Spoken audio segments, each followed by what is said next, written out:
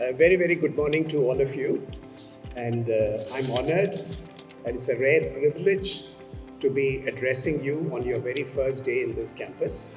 And to this honor, I owe my gratitude to Professor Bhargava. I also owe my respects to the Chancellor as well as the Pro Vice Chancellor and Dr. Shelta Ganesan.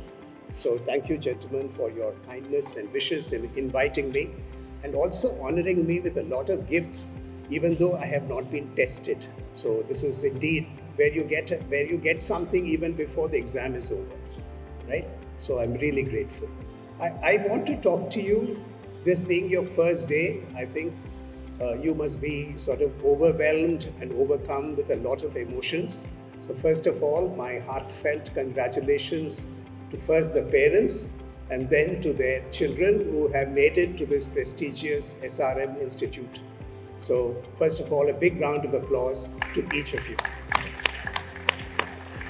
The parents must be very proud in a manner of speaking, because now they can sport and say, my son-in-law is an MBA, my son is an MBA, my daughter is an MBA. MBA has become a symbol of our social status. So congratulations to the parents for all your hard work, the sacrifices and the determination that you have brought together to bring your children up to this level.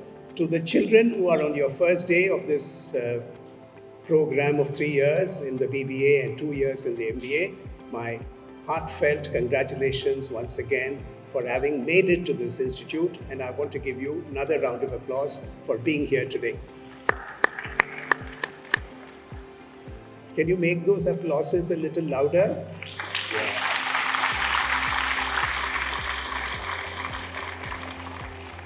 Management graduates are normally louder than what they have. You know, it's like an empty tin. So you need to make that noise and learn to make that noise rather quickly in your life. Okay? So what do I want to tell you on your very first day? I don't want to bore you with a whole lot of things. I just got 3 or 4 things to tell you, purely from a personal point of view of what I understand and what I think would be useful to you. First, I want to talk to you about our country, India. It is in this context that we are doing our masters or our bachelors.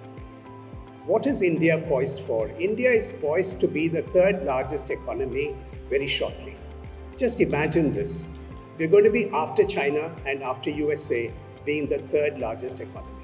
Doesn't that deserve a round of applause? Very shortly thereafter, and some economists predict that by 2027, 28, India could well be the 2nd largest economy. Imagine that.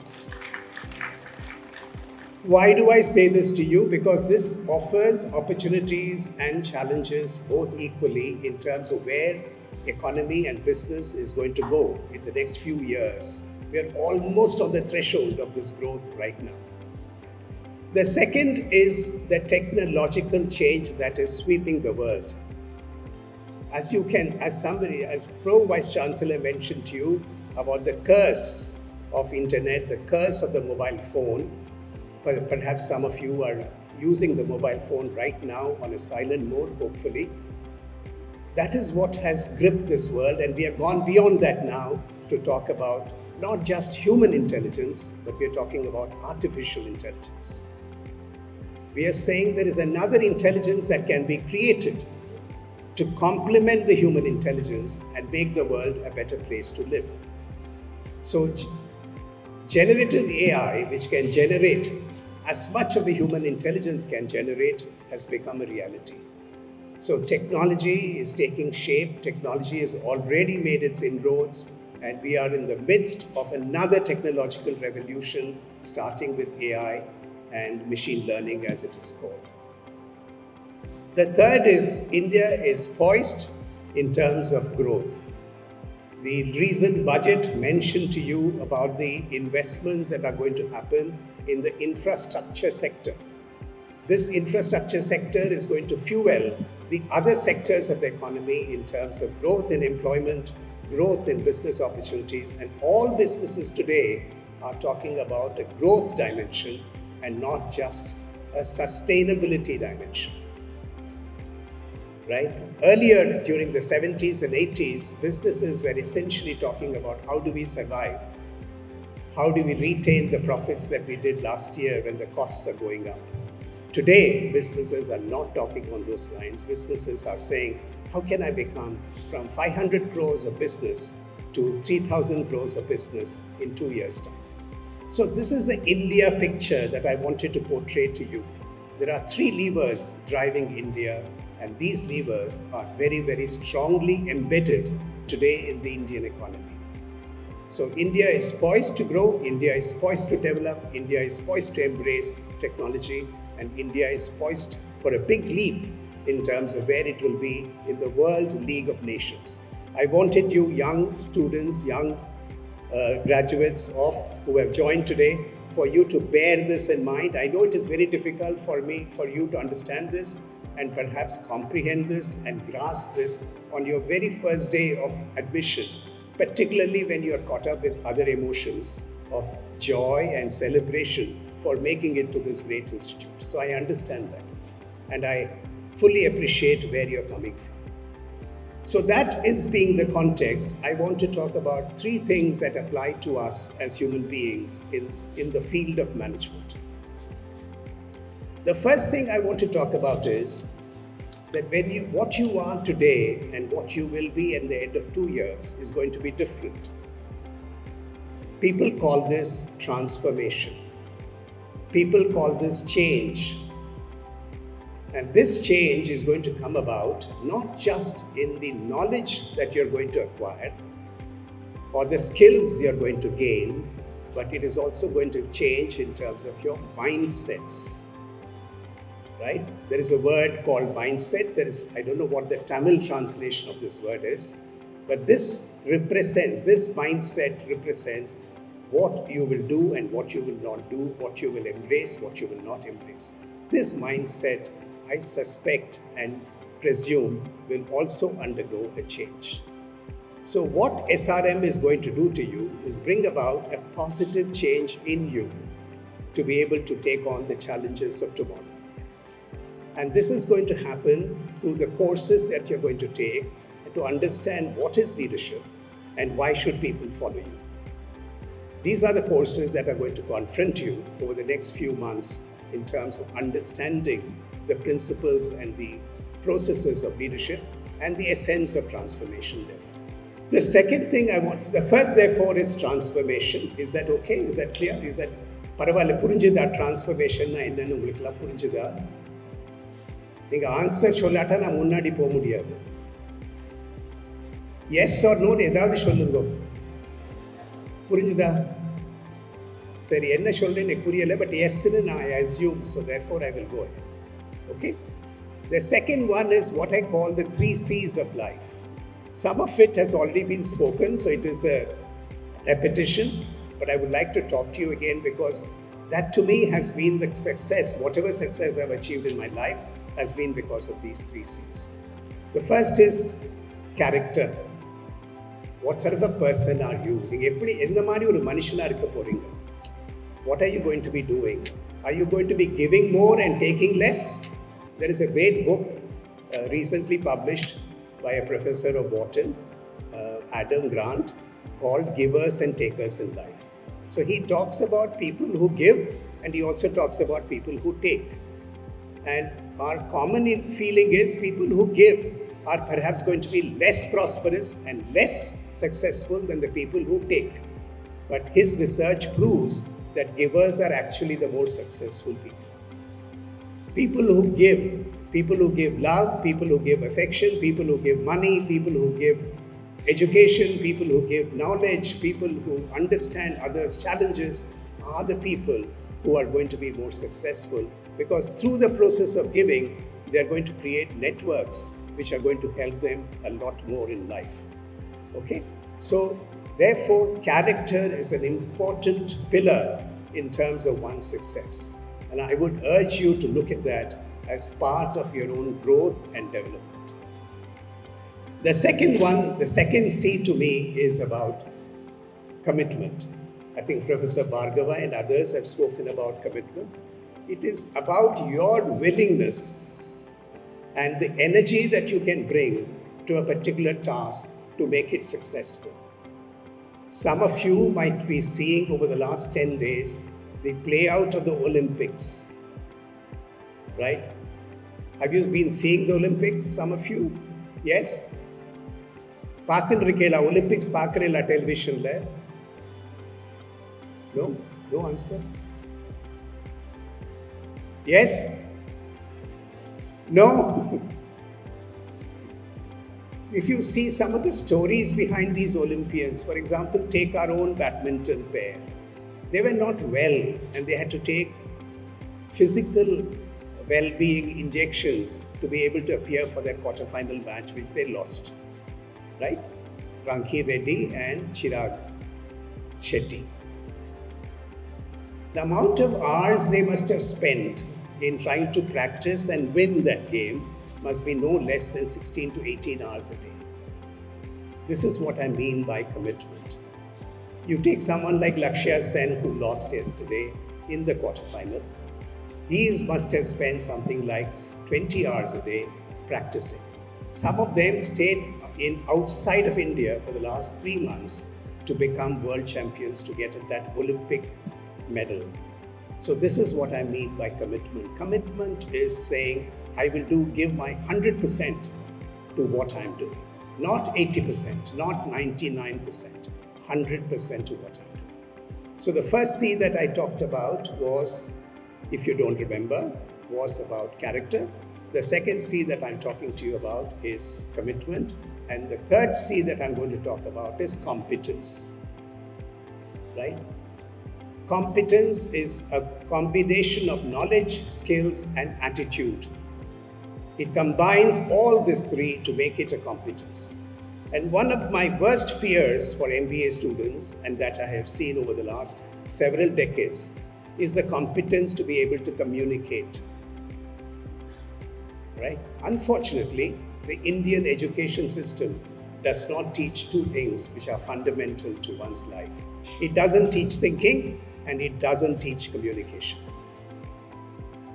Both of them are taught indirectly through lessons in geography, lessons in history, trigonometry, and etc., where your thinking is expected to be sharpened. Similarly, through debates and elocutions and contests like that, communication skills are expected to be sharpened. However, when you finish your MBA course and you appear for placement, the biggest challenge that I have experienced of students is that they're unable to communicate. They cannot express themselves. They cannot express themselves effectively to be able to get the attention of the person on the other side who's a member of the employment team. Or be able to communicate effectively enough to say, I know enough about a profit and loss account and I know enough about what is EBITDA so that I can tell you what business this is in and whether it's a good business or a bad business. I'm unable to communicate this. I may have the knowledge, but I'm unable to express myself. This is what I mean as one of the key competencies that is required for effectiveness in life. So the 3 C's I would like you young people, youngsters, girls and boys to learn and understand is about character, commitment, and competence. And in competence, I highlighted another C called communication. The fourth thing that I want to talk about is about the opportunities that exist in India today.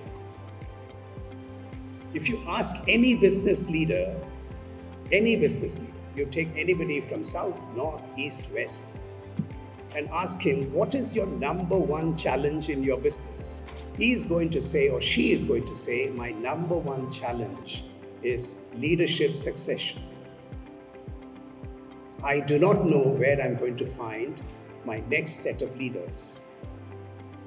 These leaders that I have are 60 years old or 65 years old, and in some cases, some businesses in India, in Tamil Nadu, family businesses in Tamil Nadu, have people who are 70 years old. And some cases 75 years old. And why do they remain in those businesses? Because the business has not been able to find a successor.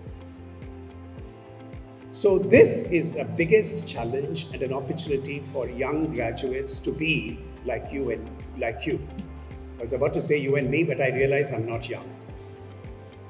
So it is a huge, huge opportunity for you because this is the paradox that exists in the talent world.